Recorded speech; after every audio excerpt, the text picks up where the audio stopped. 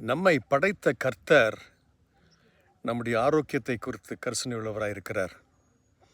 நம்முடைய சரீர ஆரோக்கியம் நம்முடைய மனதின் ஆரோக்கியத்தை குறித்து அவர் கரிசனை உள்ளவராயிருக்கிறார். ஆகவே தான் நாம் பிறப்பதற்கு முன்பதாகவே 2000 வருஷங்களுக்கு முன்பதாக அவர் சிலுவையில் மரித்த தியாகத்தின் 2 முக்கிய ஆசீர்வாதங்கள் என்னவெனில், ஒன்று, நம்முடைய எல்லா பாவங்களையும் அவர் மன்னிக்கிறார். அவருடைய சிந்தின ரத்தம் நம்முடைய எல்லா பாவங்களையும் மன்னிக்கிறது. சங்கீதம் 103:3.